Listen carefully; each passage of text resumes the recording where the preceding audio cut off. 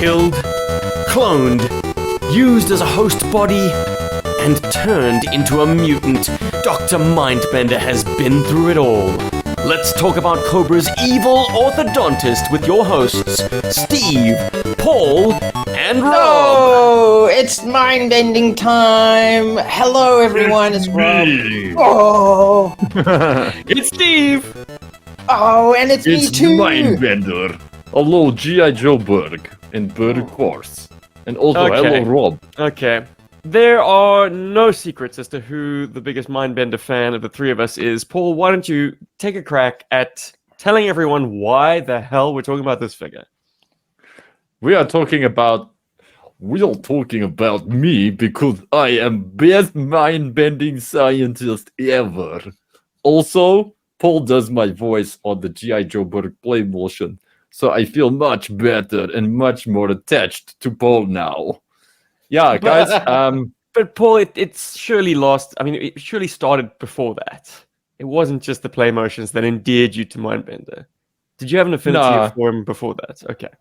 Yeah, I did. I love the evil scientist thing very much.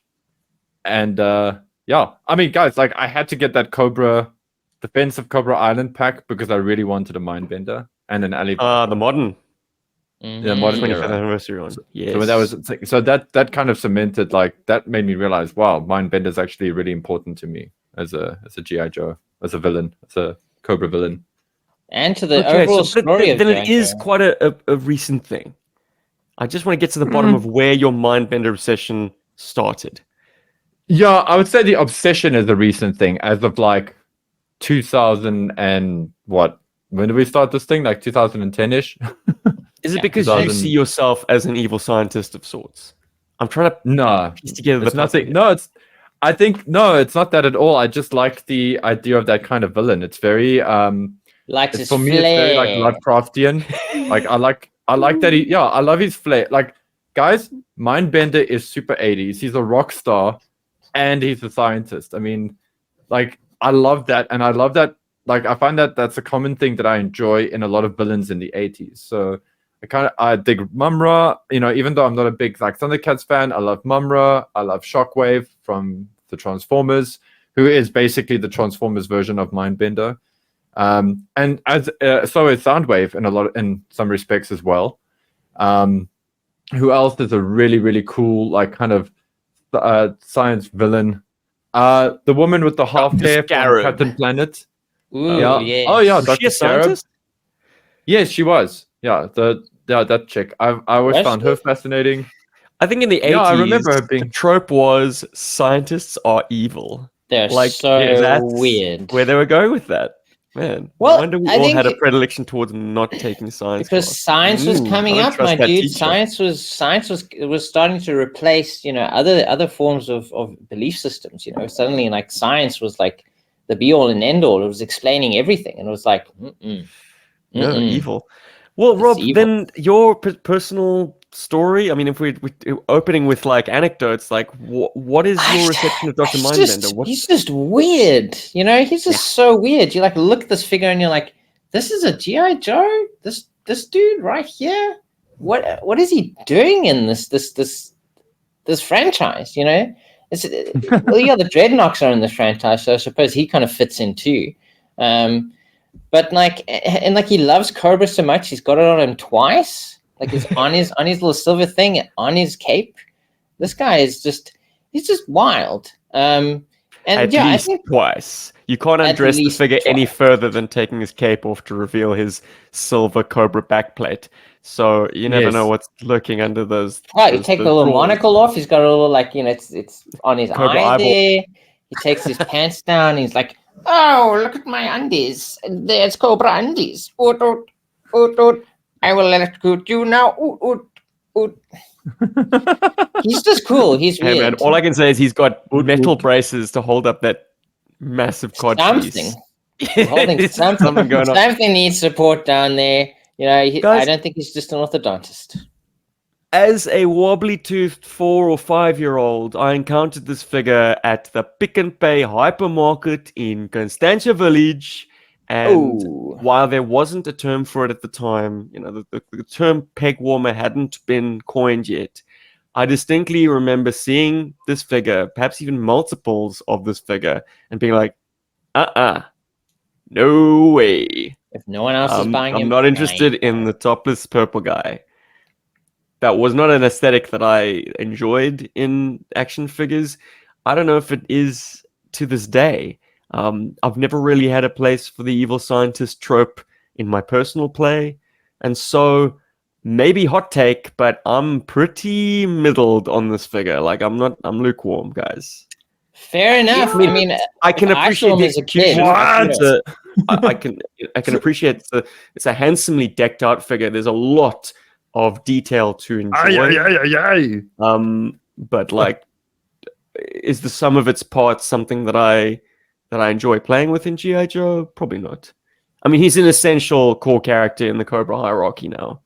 very much. So much so that, like, if you look at the latest or the later comic book run, when like basically all of Cobra's hierarchy were split from Cobra. Yeah. Zartan was in the swamps with his dreadnoughts. Destro's in Scotland with the Baroness.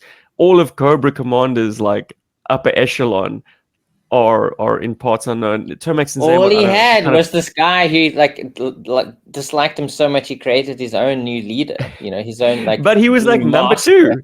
Like he was It's- second in command of it's Cobra so by default. weird. It's like you're the only other named guy around. And let's not lose sight of the fact that like his list of inventions and creations make him pretty essential. It's endless. It's wild. You know, like This is perhaps another reason why I'm not in favor with the evil scientist trope in GI Joes, because like, you know, where previously Cobra Commander would have to kidnap a scientist to get the MacGuffin of the week. Once Mindbender showed up, he just came up with everything. Yeah, I mean, He was a it's doctor wild. of mind bending. He was a doctor of DNA. He was a doctor of robotics. A doctor of mutant zombie bombs and reanimating corpses. DNA splicing, genetics. He could literally do anything. And this dude was originally an orthodontist who dabbled in electronics. It was his a hobby.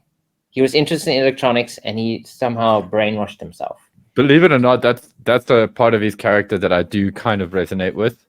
Is I do find Brainwashing dentistry stuff. fascinating. Like at one point in my life, I like considered maybe I should be a dentist. Wow. But it would be a waste of my like. Mindbender? No, just dentistry in general. Like I find it fascinating. I love all of the tools and everything that goes into it. And Wow. to learn that he's a dentist was You're like a sadist, Paul. I don't know. Like it's not that I enjoy the pain or anything. It's just I think I enjoy enduring it. But anyway, does that make me a sadist or a masochist? I'm not sure. But the thing with old Mindbender is like, yes, he is everything. He's Cobra's science solution for like everything. And when you join up with Cobra, you know there's a dental plan that nobody ever takes, because you go to Dr. Bender, Dr. Mindbender, who provides that service, the dental service, and then you don't come back. You either come, or you do, but as a mutant or something. As a completely different thing. You come back as a Star Viper, you know? Or an AVAC. Or an No one AVAC. likes the fine print. Congratulations! On I death removed or molar- dismemberment, your body will be harvested and turned into a mutant. Or I mean, like, I can just clone imagine that's or what happened to zombie. the AVACs. Like, congratulations, I've removed molar, but also put in special synaptic implants. You can be best pilot now forever. Yes, Giving go, you Surf best Cobra, improvement, best Cobra. improvement. You know? All right, guys, I should we mean- start chewing through his media appearances? Because there's a lot. And I don't know if we're going to lose steam halfway, but it's almost important to paint the picture of how significant Integral. Mindbender's influence on the comics has been, and the cartoon series, of course. Of course. Starting off with his first appearance, it was in the comic book. It was in February of 44. 1986, entitled Improvisations on a Theme. And in it, boy, oh boy, oh boy, Whoa. he's interchangeably called Dr. Brainwave and Dr. Mindbender. But it is his audition for Cobra. Baroness and Destro are interviewing him, and he's devised a test as his kind of entrance exam.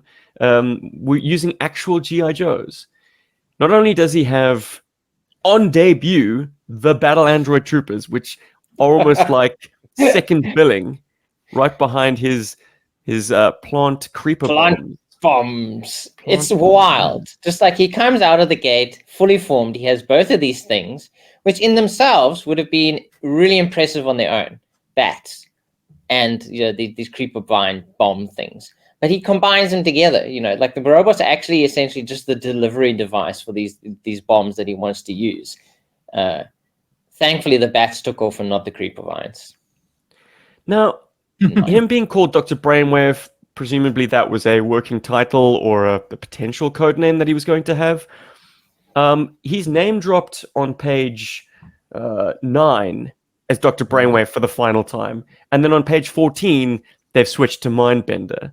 So it kind of maybe gives you an insight into the scripting process, that like it actually happened as Larry was writing this book. Well, it's he just didn't go back and change his work. Well, submitted those pages already. It's interesting you say that, because I mean, if you look at the file cards, so obviously he created bats, he created these vine bombs in this issue. He goes on to create Serpentor, and on Serpentor's file card, he's not actually referred to as Dr. Mindbender. It says on Serpentor's file card, a secret cabal of Cobra scientists under the direction of the Interrogator and Destro. So I watched a video of Form BX257s, where he kind of expounds a little bit on where originally the character was actually meant to be an interrogator and a torture guy. So, he was supposed to go into torture and into all of like the very crazy things, that comes with the idea of a torturer in a kid's toy line. And apparently Larry didn't feel comfortable with that, or didn't play well, like the idea of a torturer in a toy line. So they actually pulled that back and they made him into this brainwave guy, or Dr. Mindbender. And then even if you look back at Bellamo's guide, he actually says a little bit in his description here. Curiously enough, Dr. Mindbender was originally called Dr. ? Professor Payne, Count Vlad the Cruel, and the Inquisitor in the prototype dossier. The prototype is fascinating, as he's described as 200 pounds of nasty in a 50-pound sack. After the original mock-up sketches and descriptions were considered inappropriate, the public received Dr. Mindbender as a once excellent orthodontist, a very kind and honest man, etc., etc. So he went through a lot of changes, I think, in his development process. And just to end this little segment, the other figures at the time that had reused parts in 1986, because according to Yo Joe, his upper legs are actually from mutt. So the figure itself isn't completely original. So I feel like he was a very late addition to the 1986 sort of lineup in the toys, as they're kind of changing his conception and changing who he is. But yeah, his upper legs are Mutt's upper legs. I mean, are there any other figures from 1986 who reuse parts? Gosh, good question.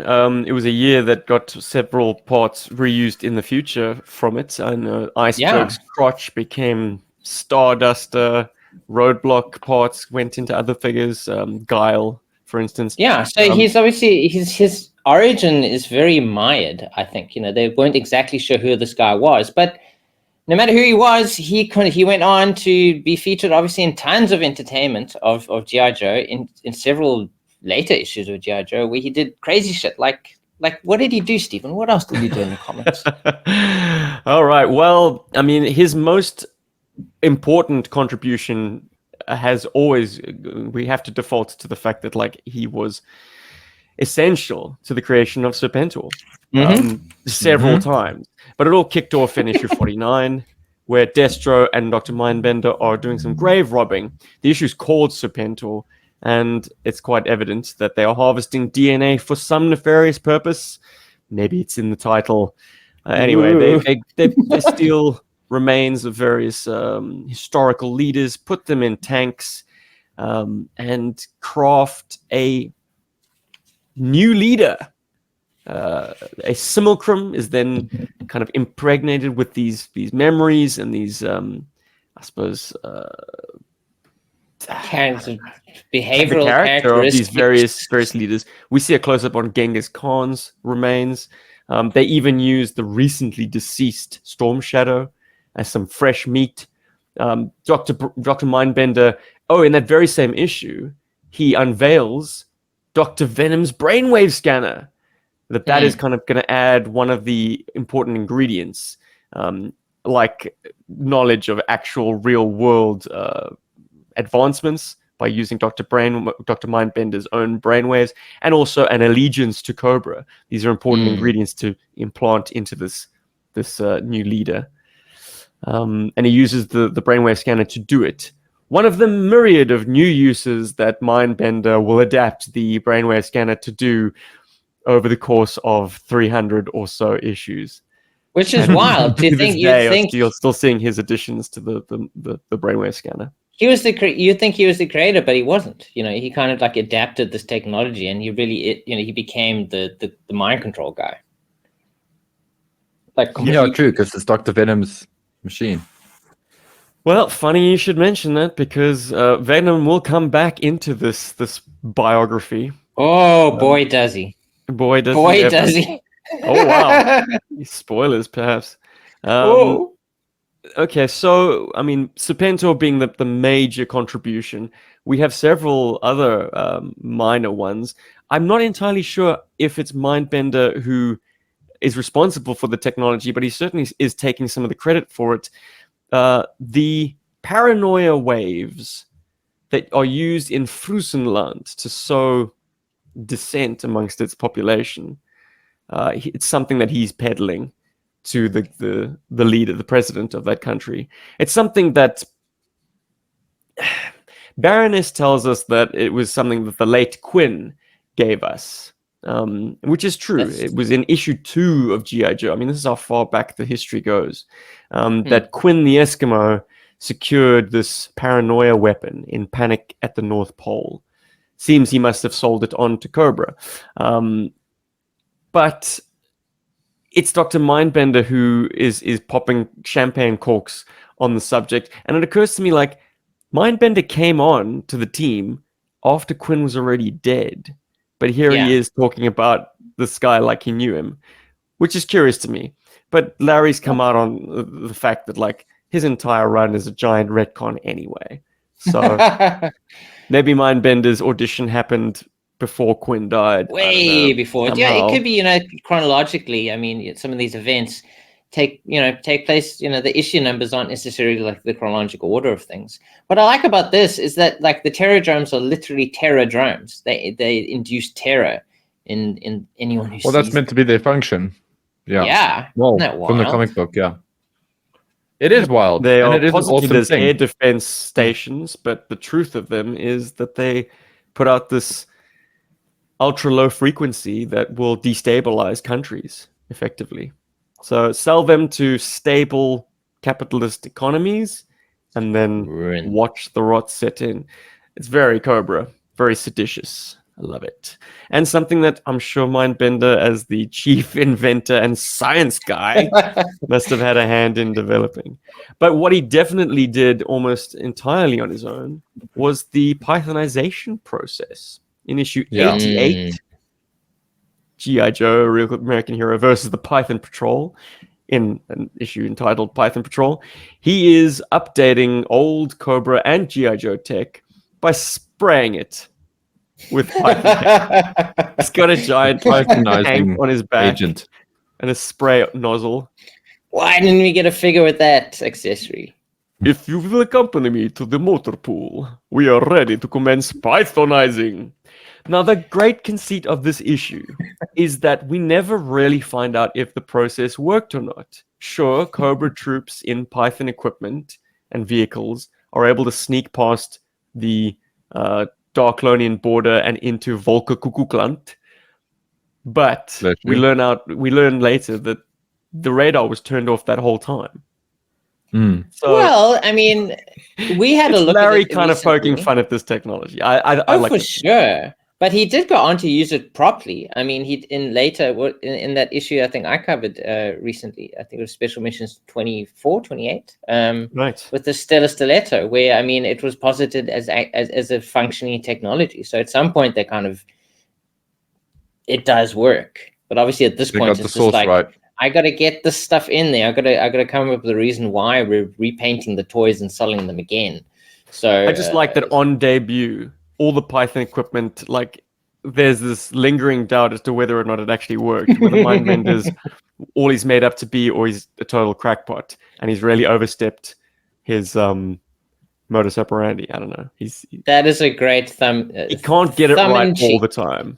tongue-in-cheek sort of attitude to have to that sort of story. So you reckon he's like a bit of a charlatan, a bit of a snake oil salesman?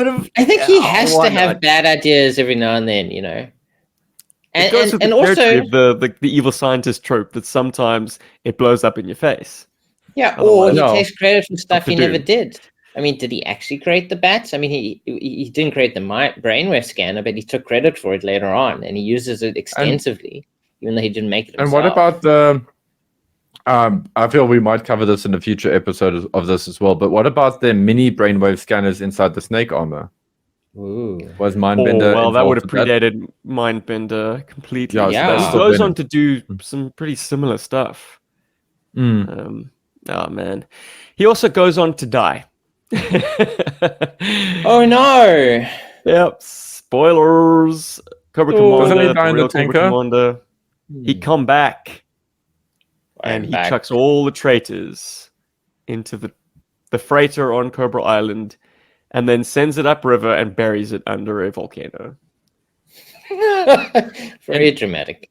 Hey, out of Extremely. interest, what I wanted also, and my memory could be fuzzy on this one, but doesn't Mindbender, isn't he also behind the plot to assassinate Cobra Commander at one point? Or is it just Blood and Baroness that do that?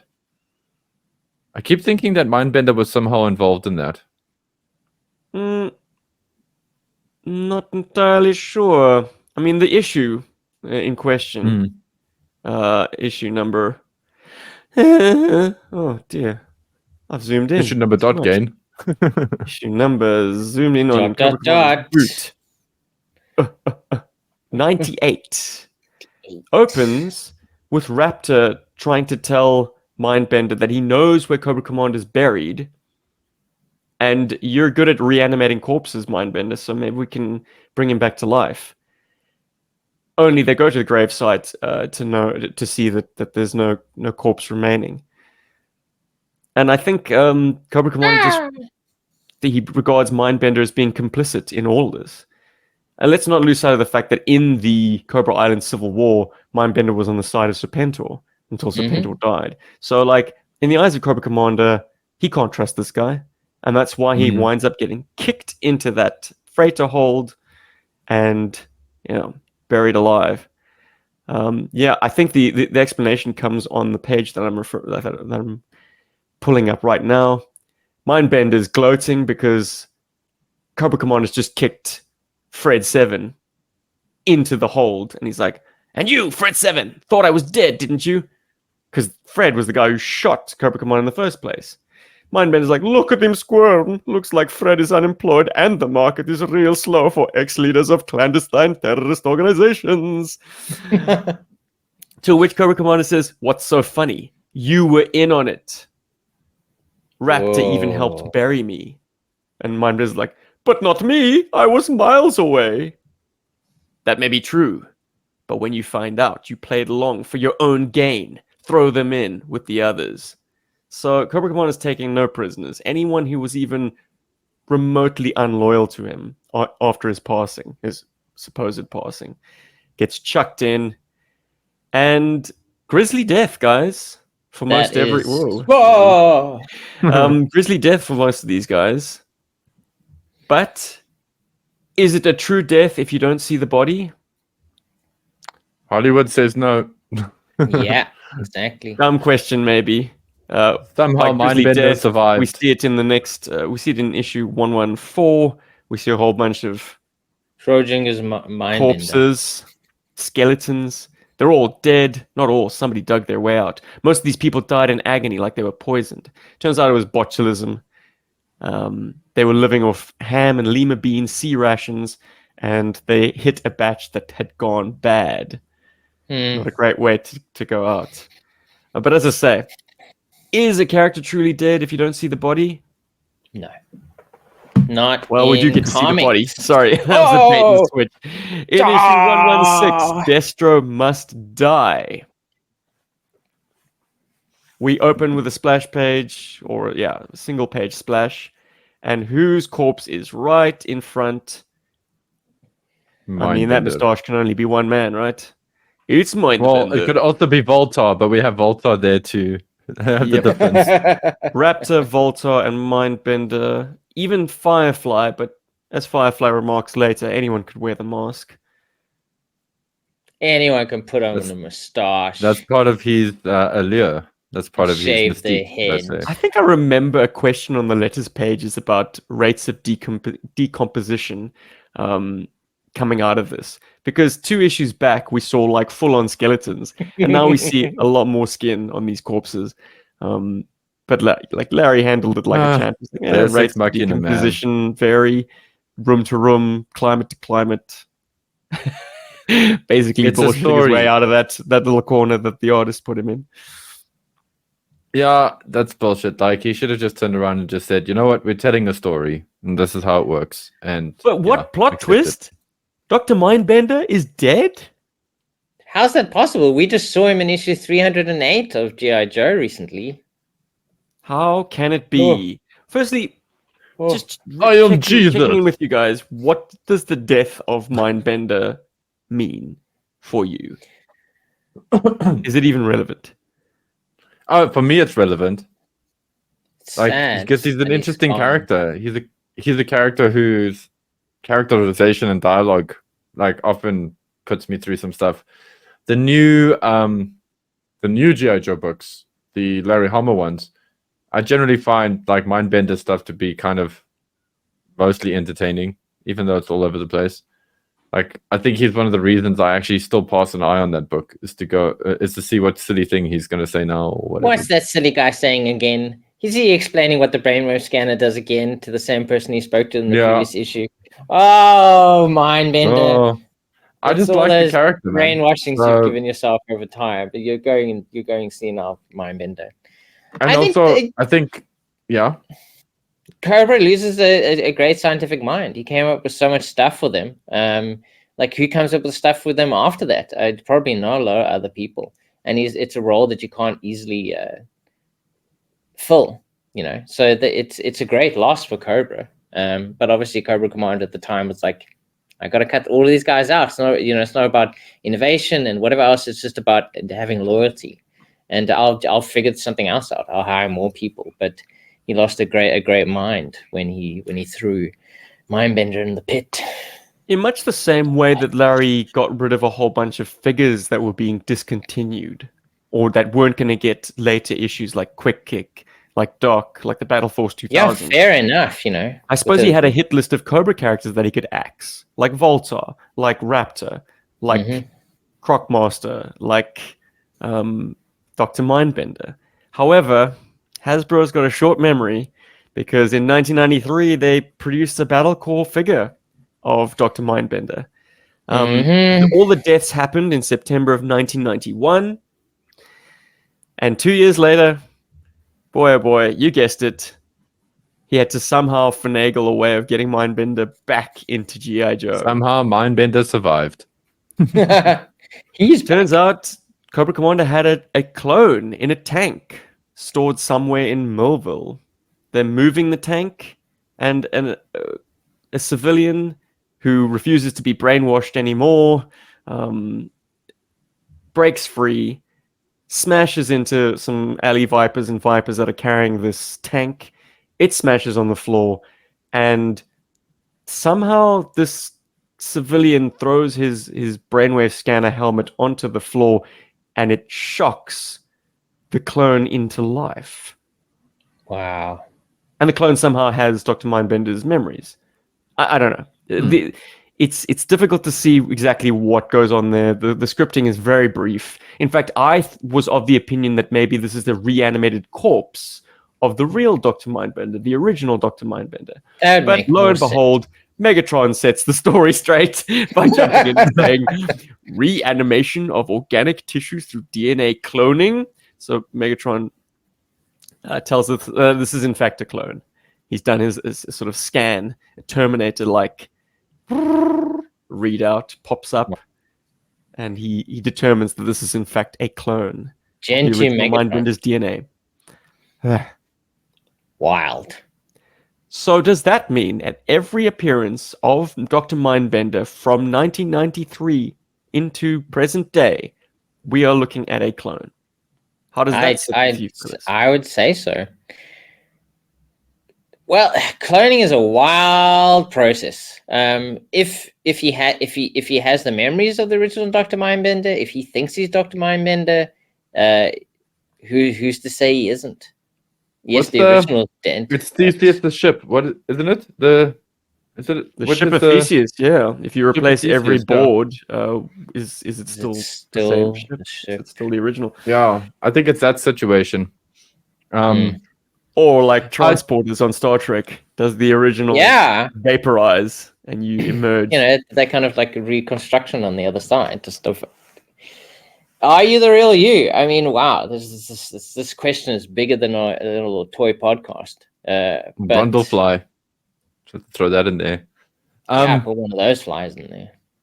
Guys, just with the Mindbender death and all that, like, and within the context of the comic book, how it makes me feel is that I'm going to have to deal with Cobra Commander being insufferable, which I'm not gonna lie, it does take a lot of fun out of GI Joe. Like, Cobra Commander is not. He's a cool character. He's not a great character to spend time with, in the story. And he has these moments definitely, and you know, he's crazy in that you kind of root for him sometimes when Serpentor is around, and then most times you're kind of like, oh my god, can this guy just shut up? He's such a client, you know. Whoa. Yeah, so losing Mindbender kind of does take away a bit of a filter for Cobra Commander, and a filter that makes Cobra Commander more tolerable, because Mindbender often endures Cobra Commander's abuse, and Mindbender you get to sort of commiserate with. And so taking him out of the book I think was a mistake. And I'm very much for killing characters, but I just think that was a strategically bad move, because they had to bring him back. And I think it's for the same reason. I think a lot of people have shared that sentiment, that just having a book with just Cobra Commander arguing with Destro, like mom and dad fighting all the time, with no big brother or big sister to like kind of get in the way, it's kind of a little bit boring, a little bit irritating, you know. So it gets a bit long in the tooth. So yeah, that's So clone or not, you're happy he's in the book. But I'm happy he's back. He lost. He survived. He lost his sense of self further on into the run. Oh my goodness, guys! In the mid 200s of the run, in a mini series called The Cobra's Venom, Dr. Venom is back. Is he back? No, Whoa. It's really just his brainwaves encoded via the brainwave scanner into Dr. Mindbender. Pain. But what is what is so kooky about this is that Mindbender shaves his mustache and puts on a wig to more accurately look like Dr. Venom. This is the Venom persona wanting to look at himself in the mirror and not look at this ridiculous muscle Mary with a handlebar mustache. It's very dark half of them to do. Is it? I don't know that reference. But the Dark Half is a horror movie based on a Stephen King book. Anyway, for those of you that don't know.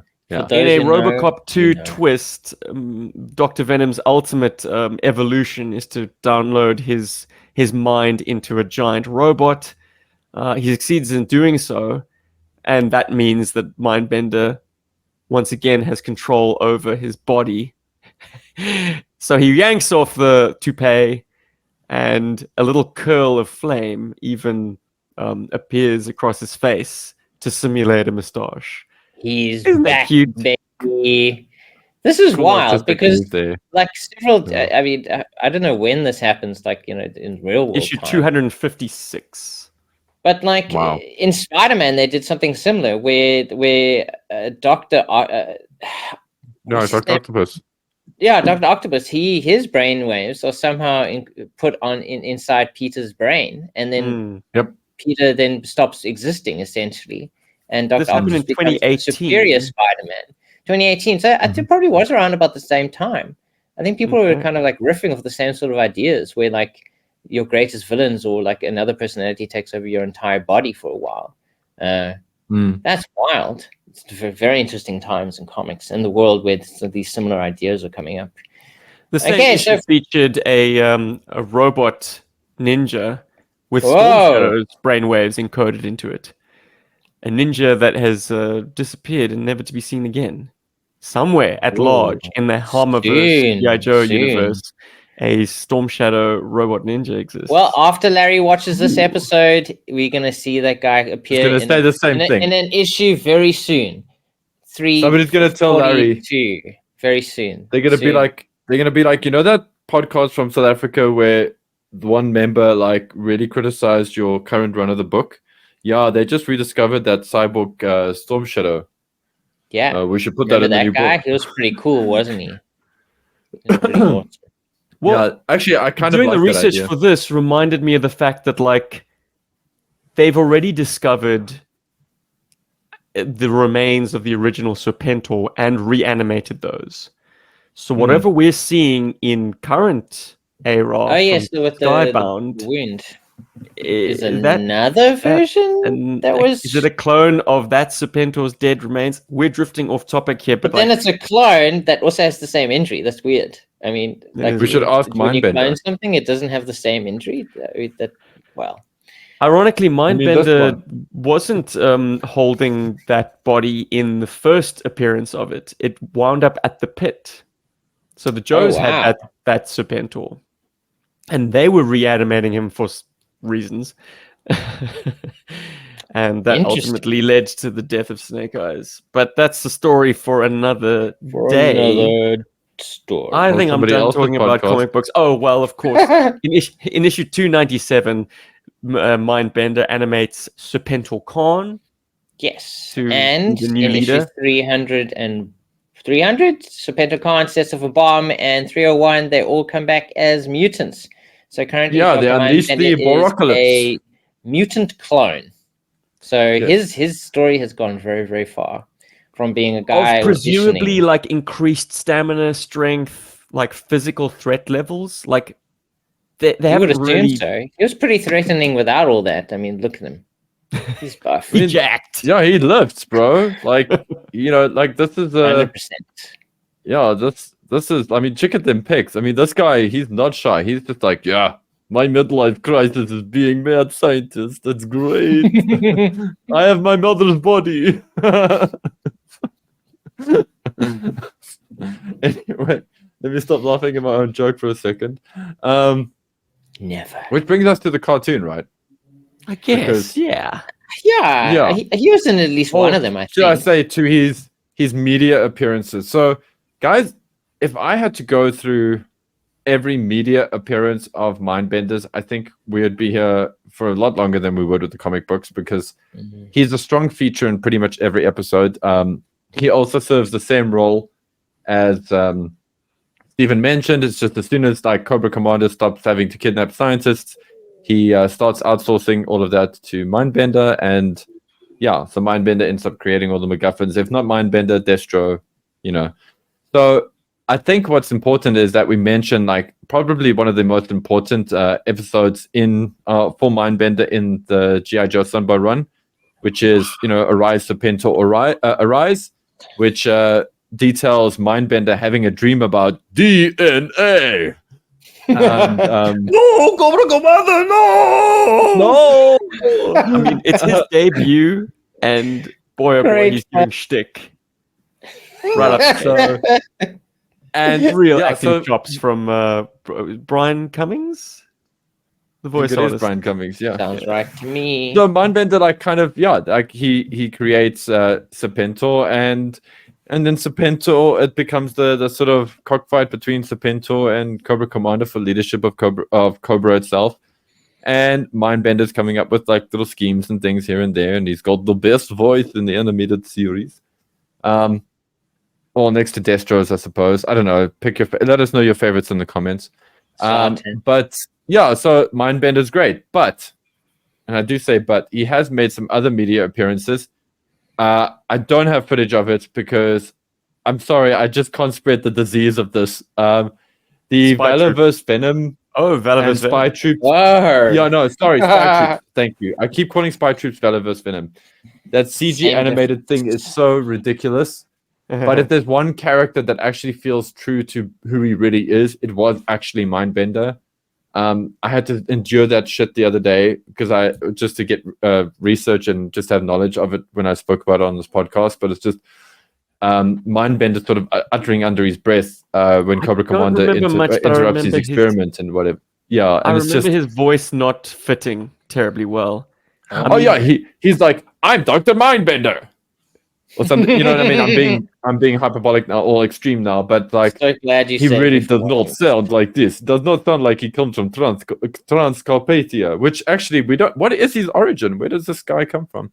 I have no idea. But you know what is cool is when he appeared in Blazing Sand. Whoa! You just completely So- skipped over all the other cartoons and came to the real good stuff. I love it. Yeah, Can you I came to the real call good. Zuckerberg Bender from Renegades real Mindbender? I don't know. No, I don't. I'm not sure I feel enjoy like that rejigging of the character. that's like crediting Walter. Is it Walter Goggins who was Mindbender in for a brief like 5 seconds of the GI Joe Rise of Cobra film? I think it's was it. Can't even remember the name of the actor, but I mean, I don't regard that as Mindbender either. But yeah, Steve and I, this was a great memory that I have with Steve on the play motions. We were at my place shooting at, this is actually my Terradrome that you're seeing on screen for the viewer or for the listeners. I've got a shot from Blazing Sands 2 with the whole interrogation scene. We lent quite heavily into Mindbender's ability to interrogate. And yeah, it was cool to play up these like kind of horror mad scientist vibes in the play motion. And I want to bring this up because I feel like I know Steve and I'm, you know, like we've kind of got this agreement, but Steve is never gonna like play up the play motion stuff because he does a lot of the work. He does like 98% of the heavy lifting for play motions. And so he's never going to toot his own horn. So I take on that role. I'm going to toot his horn and just go like, you made Mindbender shine, bro. Like Blazing Sands is awesome. And that's just one of the shows that he's in. He also appears again in, what is it? He was briefly in, what's that other cool one that we did? Was he in, no, he's not in Renegades. Anyway, Atlantis Factor, I think he appears as well. Atlantis Factor Part 4. Yes. And also very like grimly done. And yeah, just I got to point out Mindbender's like role in the play motions and how this has kind of endeared me to the character. Like, irrespective of the fact that I love evil scientists in cartoons and in media, Reanimator at all. Not that Reanimator's evil, it's just Cookie. But a Cookie, not Cookie.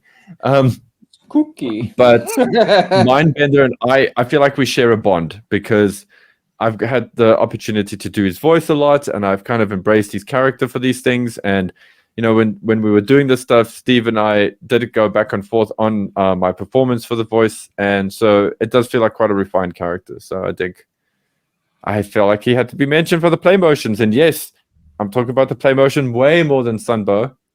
There we go. Kevin J. O'Connor is the actor's name who plays him in Rise of Cobra. And if you're blanking on the name, perhaps you won't blank on this other role that he played in The Mummy. He plays that guy who's helping out, and he's got the red fez on, and he ultimately betrays our friends. Do you remember that guy? I do. Yeah. He didn't do that voice in Rise of Cobra, though, did he? No. I'm saying that was him in The Mummy. He should have used that. That was very good. I I recently watched The Mummy. It would have great felt more film, like man. Love those films. Love Dr. them. Mindbender. Yeah. Absolutely And so wild. it's so wild. So yeah, Mindbender's had, I would say, in a lot of What a ways, waste. and at least in my opinion, for me, Mindbender made a greater impression on me through the cartoon than he did in the comic book. Like, he's great in the comic book, don't get me wrong, but I first really met Mindbender in the cartoon, and then not too long after that, ran into his shenanigans with the brainwave scanner and Cobra Commander and the death of Cobra Commander and the whole Snake Eyes thing fighting inside the brainwave scanner. Oh, it's just a whole convoluted mess. And I think Absolutely Scarlet saves wild. But Cobra Commander. It's like a whole thing. But I just remember like Dr. Mindbender, Sunbow. Yes, awesome. yeah, they just So- got who the character was. They kind of, he's the mad scientist, and they played that up. They kind of like, he fits that role so well, and they kind of did it fantastically. He just like, he is the guy who invents stuff. Or if you can't invent it, he got to grab someone else who can invent stuff for him. But I is also- it done to death of late to the point where if Mindbender's on the page, it's a bit of a groan-inducing, like, oh, jeez, here we go again. We're going to Some get- cockamamie, maybe science thing. Like, has his recent appearances kind of sullied that character trope a bit? Perhaps, but I think it's fair to say that everybody's recent appearances has sullied everything for me. Because you at the know But I mean- Mindbender's going to bring the damn brainwave scanner into the plot somehow. Yes, Somehow, an invention that he didn't even invent, which is absolutely wild. That he keeps kind of falling back on the crutch of the brainwave scanner. But I mean, he didn't invent it. But I mean, obviously, at least based on his file card, he originally was looking into electric brainwave stimulation, to kind of like obviously adjust, stuff inside the brain to reduce pain. So it is part of the wheelhouse. It's just that Dr. Venom in the comics just got to it before him, before Dr. Brainwave even existed as a concept, unfortunately. I posit that if Larry had a magic 8-ball, could look into the future, and knew that this figure design would ultimately be the dominant science brain in the line, that Dr. Venom might not have even existed. I think Dr. Venom had to fulfill a role in the story that Larry wanted. He wanted that sort of scientist dude, but the guys at Hasbro hadn't invented him yet. So he was ahead of the curve, I feel, where he came up with the concept of Dr. Venom, and maybe that influenced the guys at Hasbro to come up with this guy. Although, as I mentioned earlier, he seemed to be filling more of an interrogator or a torturer role, and then it was Larry who kind of finessed that into this, master of mind control rather than this torture guy. Because if you look at his equipment, yes, the electrical stuff, yes, it works with they call it this brainwave electroprod thing, but it's literally just it's an electric prod, that you just shock people and cause them pain. yes. So it's just changed in name, but the accessories he comes with are still very much torture devices. Because it's portable. Yeah, It's portable, but it's not something he can carry. It's not like a backpack. So he kind of, he's not going far with they this will thing. capture somebody and then they'll request Mindbender to come and do the damage. And then he brings his equipment. It's he not comes with battlefield it. equipment. What is smart, though, and I like this when it happens in a file card, is that the writing gives you an idea of how that device would be used. Dr. Mindbender abandoned his practice and devoted all his time to perfecting his digital brain scrambling into a hand-portable weapon system capable of reducing the most strong-willed individual to a cowering wimp. So that's the writing taking cognizance of the fact that, this guy's coming with like a torture device as an accessory. Let me bend that into having more than just torturing properties, that it actually will act on your brain waves, just like Dr. Mindbender's own sort of brain was warped. Yeah. So that he can move into this new category of evil scientist when he was previously only ever going to be designed to be the interrogator. Yeah, so he made it work. It's like they went so far along the prototype stage. It's like we've done the molding for this guy. We've done the molding for the accessories. At this stage, we cannot change it. Like he's almost we're printing this figure. But if you can recontextualize this, go for it. Recontextualize who this guy is, what his accessories are, to make him more palatable to the parents that are picking him up. You know, in the toy shelves. Also, I would like to posit, and Rob, you kind of started this thinking. You know, the difference between Dr. Mindbender and Dr. Venom, at least to me, and the way I understand it, is that I think Dr. Venom was a little too Third Reich. Actually, in his presentation, it only worked just on the pages of a comic book that is aimed for older kids. Yeah, okay, I can dig that. Whereas replacing him with somebody like Dr. Mindbender made him more like Dr. Frankenstein. Cartoonishly evil. Dracula, Momura, Dr. Scarab, that kind of vibe, you know? Like that trope, that kind of mental space needed to be occupied with a character that's actually less terrifying by being as outrageous as Dr. Mindbender is. And then you make him more terrifying, because Dr. Venom is actually like scary in that he's just very plain. I find, and maybe that's just something I appreciate more as an older person, as an older human. But yeah, that's just that's my thinking on it. Also, guys, we talk about the plastic, boys. I love me some plastic. And I'm so glad, because you guys kind of touched a bit on the accessories. And I've recently had this thought as well. Like, you know, like he's got the whole like origin of being a orthodontist kind of thing. And I think somewhere in his conception, when they were thinking of him as being an interrogator, I think the idea of like, what would scare the shit out of kids?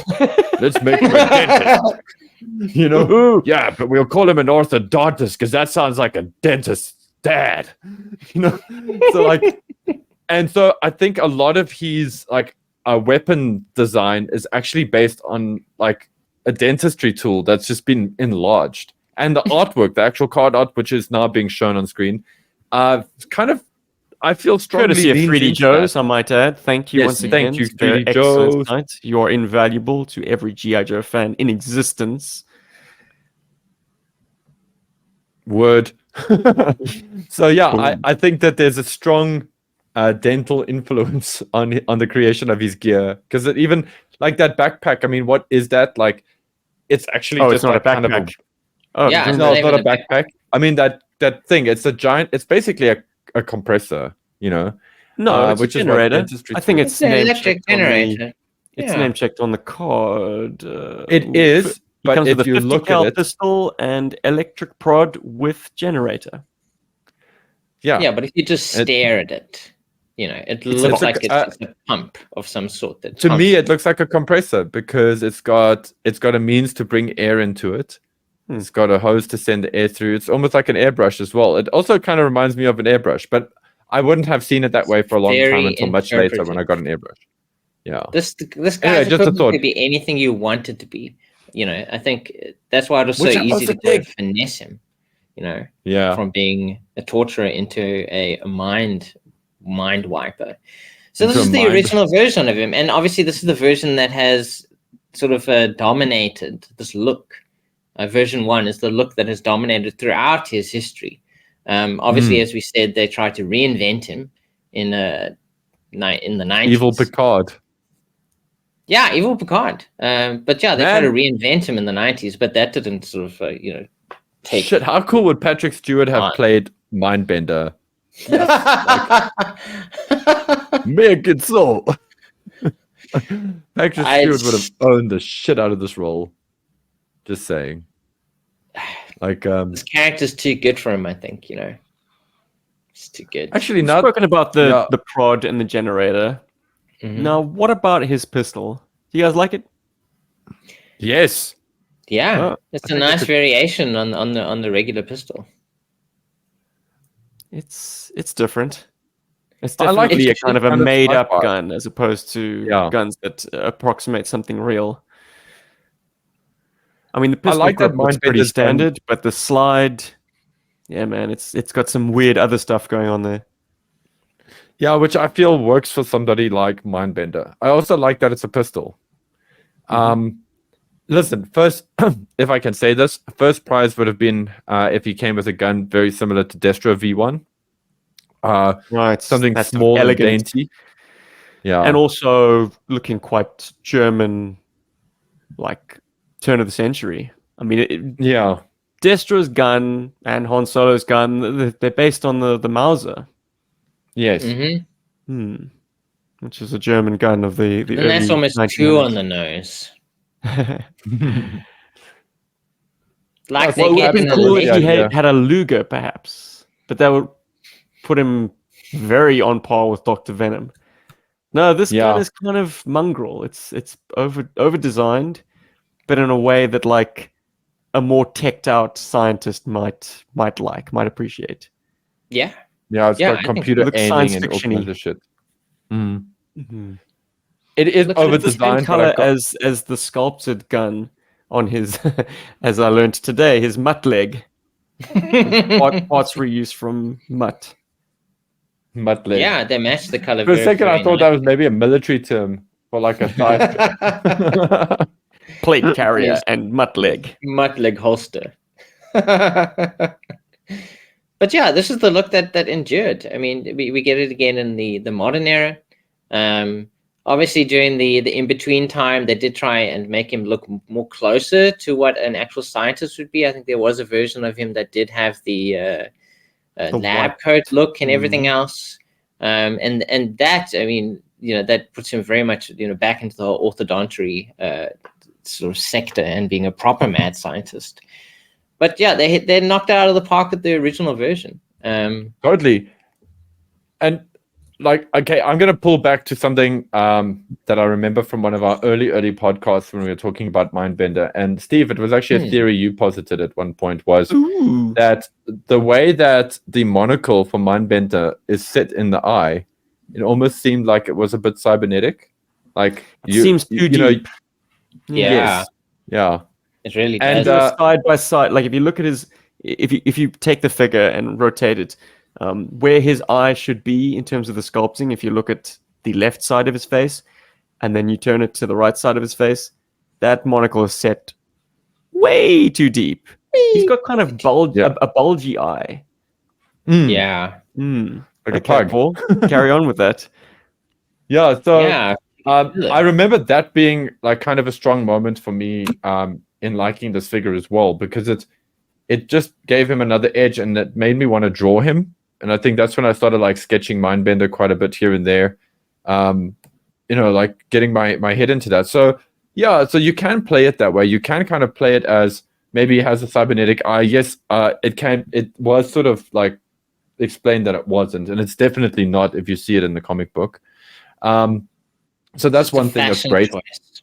And also, guys, like, it's such a subtle touch, but I really love, and Rob kind of mentioned it earlier in this episode as well, is the Cobra insignia on the metal plate on Dr. Mindbender's back, on his shoulders, on his shoulder blades. That is such an awesome feature. It is such a cool piece of design. It could have just been straps, but I love that it's there, because if you lose the cape, it still identifies him as a Cobra, and it also identifies him as being a kind of a Cobra stalwart. Like he's a hardcore. He's Sims hard for Cobra, man. Like he's even got a back plate and everything. And I sometimes wonder if A lot of maybe the 1986 guys were really simping hard for Cobra on their audition. I'm reminded of Thrash's Dreadnought Thunder Machine, which already had Cobra symbols everywhere, in spite of the fact that not only was he not Cobra yet, but he wasn't even Dreadnought yet. He was like, I'm going to show you just how much I want to be on the team. This is my Thunder Machine. And the same thing with Mindbender. He's like, great. Cobra's on his codpiece, like before Destro and Baroness had kind of even given them the nod. Yes. And I sometimes believe in often myself. I back me. How's this? Like, this is such Bring it a into Mandela reality. effect. It's such a Mandela effect with Mindbender, because Even in the comic footage that you were showing earlier in this episode, with his first appearance, with his audition, Comic footage. Don't know how I achieved that. no, it's the comic. Well, it is footage. I mean, it's comic book. You were showing of stills of the comic book. Okay. Stills of the comic book. Anyway, whatever. If you look, blink and you miss it. Well, not blink and you miss it, but there's kind of a Gestalt switch kind of thing that happens with the codpiece. If you look on the belt, it does sort of look like a cobra head. Like it does kind of create a very cobra-looking kind of shape. And I mean, for a second there, I had to stop and look and go, wait, hold on, is that actually a cobra head? And it's not. And in my mindbender, it's always a cobra codpiece, a cobra-headed codpiece, and I'm always somewhat surprised every time that I see it that it's not.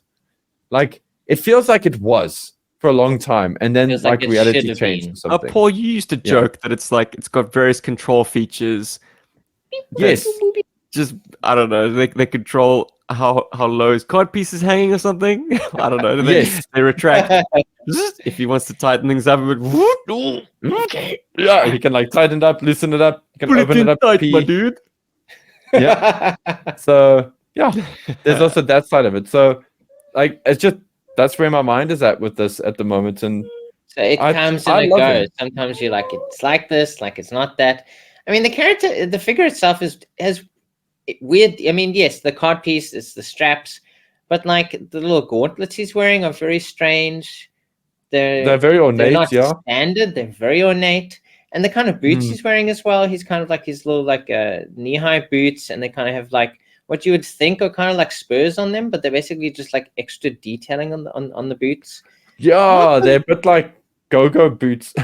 Yeah, it's a very smashed together design for a figure. Guys, I think. Guys, should we say it so that when kids are watching this, they can ask their parents an awkward question? Oh, yeah. But Dr. Mindbender looks very S&M. Okay, let's not mess around. There's a very S&M, absolutely very like H&M. underground German sex club kind of look to Mindbender, which For sure, they were. I love the pushing shit. that I love the aesthetic. kick out of that. Well, idea. it's gonna so rock star. timestamp this podcast for future reference. But if you go back to Larry Harmer, I've been faking it all my life. Facebook posts of the era of this podcast. You will perhaps find in your scrollings Larry Harmer confessing to the fact that in his mind, Mindbender has nipple rings. Ah, He has always had nipple rings. So imagine that. Not only are you walking around topless all the time, and not only are you built like a brick shit house and an evil scientist all in one, and a shaved head and a mustache of epic quaffing, but you've also got these ting ting pieces of steel sticking out of your nips. And that's what What do you can think see, he goes right? for? Like rings, like a bull ring kind of ring, or studs, like a spiky thing? I think rings would probably be the best one. I mean, And does he use it for kinky stuff? Like, does he? Is he into hanging? I imagine he does a lot of crazy stuff. I can't. There's nothing I can't imagine this guy doing. Like that is how Yeah. out there this design is. Like if you tell me he did something yeah he is. He is a Drinking construction people's worker. blood. Sure, that sort of he thing. works on a construction He's a site. regular club Absolutely. He's a magician. shareholders. Yes, he is. He's very much a magician. Yeah. Yes, he Selling does. copied PlayStation games. So Yeah. not only is he the catch-all science guy, but he's the catch-all kink guy. Yeah. Absolutely. Like you can read Yeah, it's anything Dr. into this Frankenfurter, design. bro. And I think that's also, I mean, yeah, that's a testament to this design and the way that you can kind of reconfigure it. You know, like he was meant to be an interrogator, he's then got he became spurs. a mind bender. Can we Yes. have a moment for the fact that He his does. boots have He spurs actually on them? does have spurs properly. Well, Yeah, if you look at the back, there is a little bit of a design where it does puff up a little bit extra, the metal links. So I can kind of see that.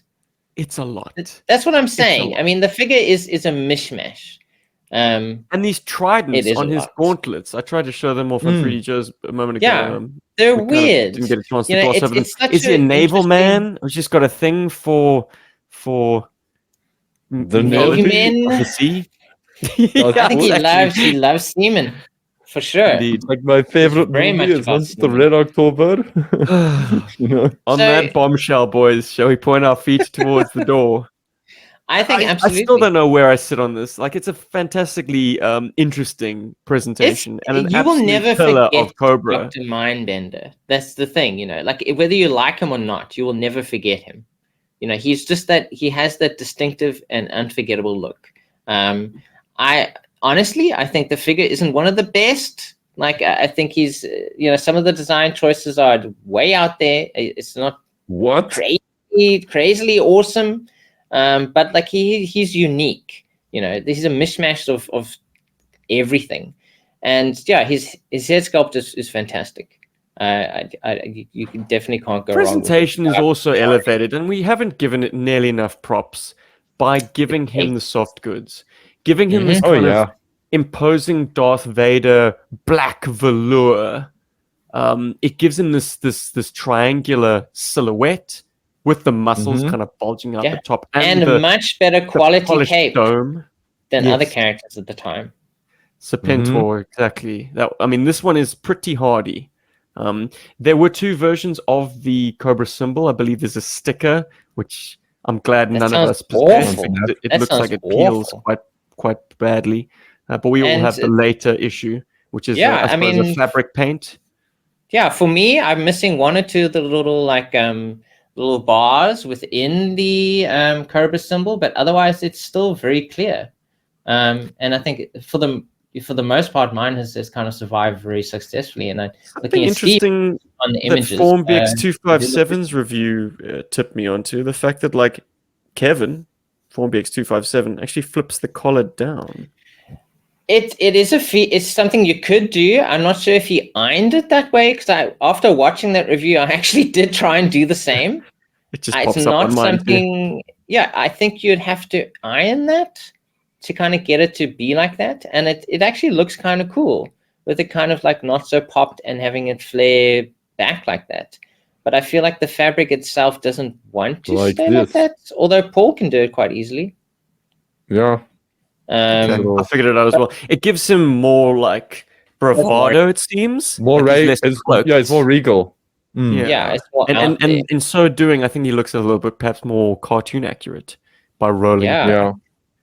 For sure. Guys, Yeah, cool.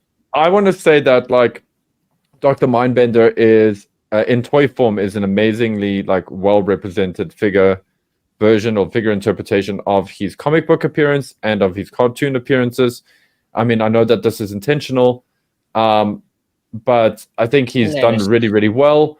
And the fact that he's version 2, which is such a hard departure from his original design, also looks really great. Like it says a lot about like the kind of character that he is. I don't know. I just feel like there's a lot of love put into him because Stevie was showing off the sort of new sculpt era version, which just makes him look like some poacher, or looks like Just that like a character cool scientist dude. from real. I think it's Real Ghostbusters. Is it Real Ghostbusters, or there's like a No poacher? way. He's also got a monocle kind of character, kind of dude. I think it's either Real Ghostbusters or Thundercats that has that. It's one of those two. He looks a lot like that character, so it just feels a little bit uninspired.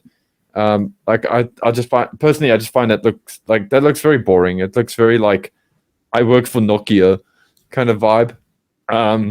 Nothing too exciting. And then guys, something I wanted to mention is kind of interesting that the formation of Serpentor in the comic book and in the cartoon are aligned. It's something that you don't find in the comic book and cartoon, like you don't find them crossing over like that often. So it does feel like that kind of concept, the whole idea of Serpentor was born and then fed to the comic book side, and like how Very much is so. this I going to mean, happen, and then it informed the comic book. onwards, he was very much it was very integrated. I think when they invented Serpentor, they invented the concept of the interrogator of Dr. Mindbender.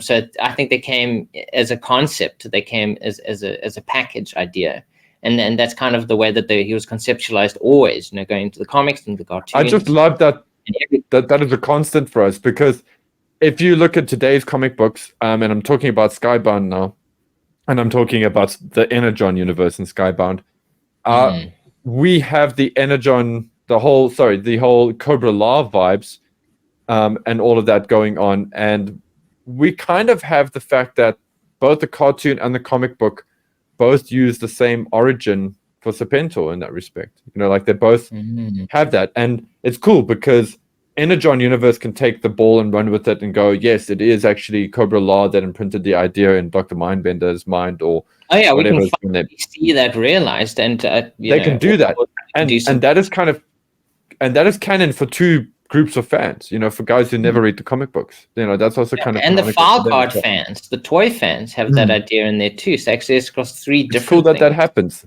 But just to timestamp this once again, like as of recording, Mindbender hasn't shown up in Skybound yet. Not that is yet. also true. You know, we have another scientist dude. Guess as to what they'll do with him. And as we are going out the door, if anyone's wondering, brainwashing in real life apparently it's not a thing. At least in the way that it's conceptualized. In these sort of things, you can destroy people's minds fairly easily using drugs and electroshock therapy, but you cannot recreate a person from scratch. Like you can alter people's behaviors through behavioral therapy and adjusting their attitudes and how you approach things. You can program people. You can reprogram people, but not to the extent where you completely obliterate who they were before. And no, you can't do that. And obviously that feeds into a lot of other things, where it's obviously indoctrination and a bunch of other stuff. But you cannot neurolinguistic programming.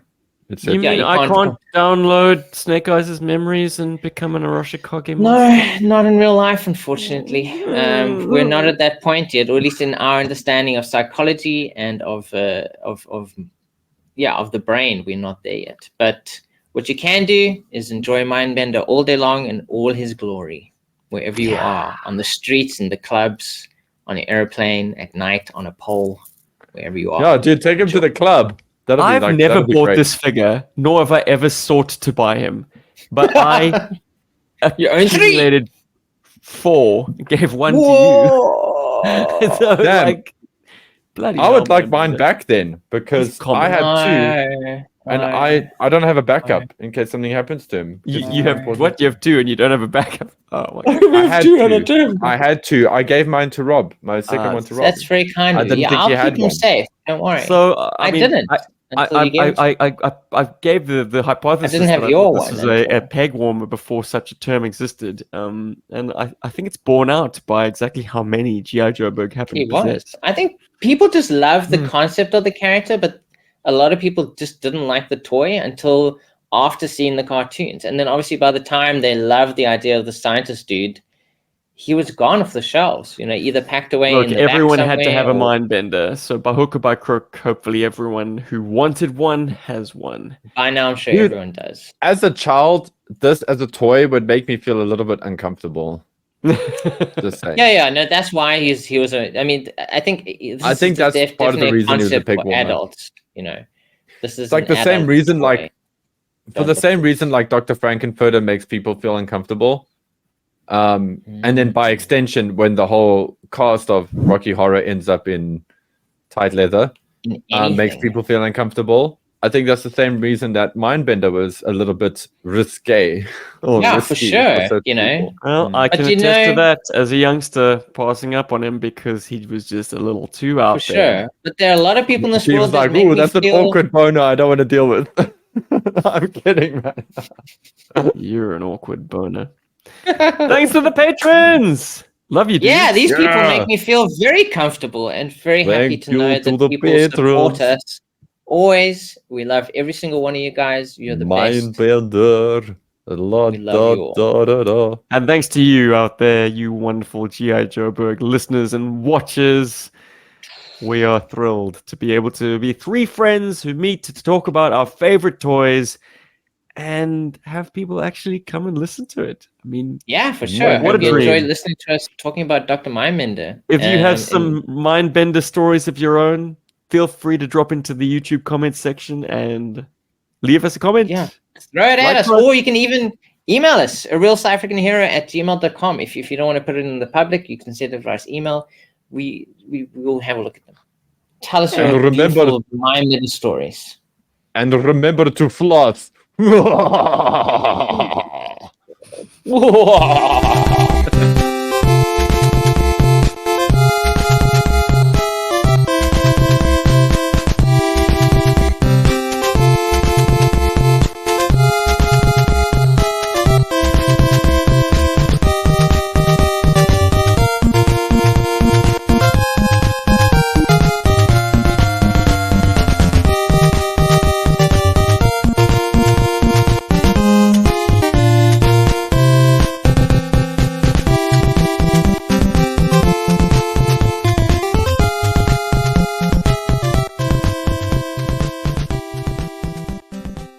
What is love?